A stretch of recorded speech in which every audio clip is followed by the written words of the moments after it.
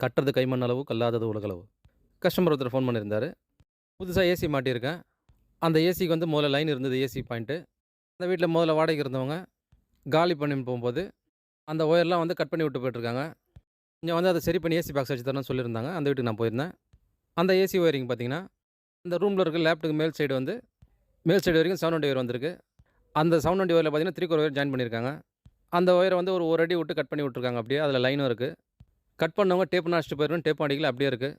6 metre 720, 3 metre 118 wire வாங்கிட்டு, அங்க மேல இருக்க 720லேருந்து இந்த வாங்குன புது 720 ஒயர ஜாயின் பண்ணிட்டு, கேசிங் பட்டி போட்டு, ஏசி பாக்ஸ் அடிச்சு குடுத்துட்டேன். அந்த ஏசி பாக்ஸ் அடிச்சது பார்த்தீங்கன்னா, அந்த கஸ்டமர கூப்பிட்டு எந்த அளவுக்கு அவங்க ஸ்விட்ச் போர்டு ஹைட் வேணும்னு கேட்டு, அந்த அளவுக்கு மார்க் பண்ணிட்டு, அந்த பாக்ஸ் அடிச்சுட்டு, அதில வாங்குன ஏசி பாக்ஸ் பார்த்தீங்கன்னா, ஆர்பிட் கம்பெனில வாங்கியிருந்தேன். வந்து ஃபுல் செட் வருது. அப்படியே செட்டு பாக்ஸ் அது. 25 ஆம்ப் சாக்கெட்டு, ஒரு பிரேக்கரு, 25 ஆம்ப்ஸ் 3 பின் டாப் எல்லாமே செட்டாவே இருக்கும். அந்த பாக்ஸ வாங்கி, அந்த கஸ்டமர் கேட்ட இடத்துல அந்த பாக்ஸ ஏசி பாக்ஸ அடிச்சு குடுத்துட்டேன். அதுக்கப்புறம் இத முடிச்சுட்டு கிளம்பும்போது பார்த்தீங்கன்னா, ஹால்ல வந்து 2 ஜங்ஷன் பாக்ஸ் ஓப்பன்ல இருந்தது. அந்த ஜங்ஷன் பாக்ஸுக்கு 2 ரவுண்ட் ஷீட் வாங்கி போட்டுருங்கன்னு சொல்லியிருந்தாங்க. அசிங்கமா இருக்கு கேப் தெரியுதுன்னு சொல்லிட்டு. அத செக் பண்ணதில பார்த்தீங்கன்னா, இப்ப நான் ஏசி பாக்ஸ் மாட்டுன அந்த ரூமுக்கு வர 720 ஒயர் 2 ஒயர் அது. இந்த ஹால் வழியா தான் வந்து அந்த பெட்ரூம் உள்ள போகுது. அந்த 720 2 மஞ்சா கலர் ஒயரு. அவங்க குளோஸ் பண்ணணும்னு சொல்ற ஜங்ஷன் பாக்ஸ செக் பண்ணதில பார்த்தீங்கன்னா, அந்த ஜங்ஷன் பாக்ஸ்ல கீழ் சைடுல வந்து ஒரு பாத்ரூம் இருக்கு. அதில இருக்க வாட்டர் ஹீட்டர் பாயிண்ட் அடிச்சுட்டு, அந்த ஒயர எடுத்துட்டு வந்து, இந்த ஏசிக்கு போகக்கூடிய அந்த ஒயர்லயே வந்து ஜாயின் பண்ணிட்டுருக்காங்க. 2 ஒயர் ஃபேஸ் நியூட்ரல்ல. அப்போ வந்து அந்த ஒரே 720 ஒயர்ல வந்து வாட்டர் ஹீட்டர் பிளஸ் வந்து இந்த ஏசியும் ஒர்க் ஆயிட்டு இருக்கு இவ்வளோ நாளா.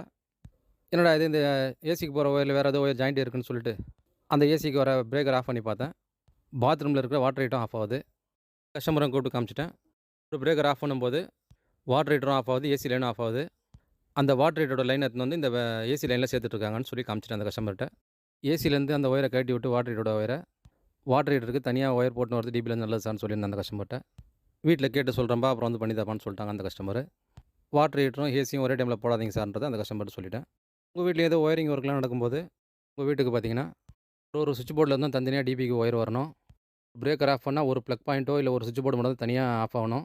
2 போர்டுக்கு ஒரு பிரேக்கர் இருக்கக்கூடாதுன்றத சொல்லிடுங்க. உங்க வீட்லயும் ஒயரிங் ஒர்க்லாம் நடக்கும்போது பிரேக்கர்லாம் ஆஃப் பண்ணி பார்த்துக்கோங்க. ஒரு போர்டுக்கும் தனித்தனியா பிரேக்கர் வச்சிருக்காங்களான்றத. இப்ப இந்த வீட்ல பார்த்தீங்கன்னா 2 பொருளுக்கும் ஒரே பிரேக்கர் தான் இருக்கு. அதாவது ஏசிக்கும், வாட்டர் ஹீட்டருக்கும். வாட்டர் ஹீட்டர் ஏதோ ஷார்ட் ஆகுதுன்னும் போது பிரேக்கர் கீழ இறங்கும்.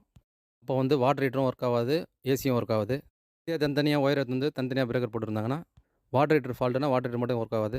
ஏசி ஃபால்ட்டுனா ஏசி மட்டும் ஆஃப் பண்ணி வச்சுக்கலாம்.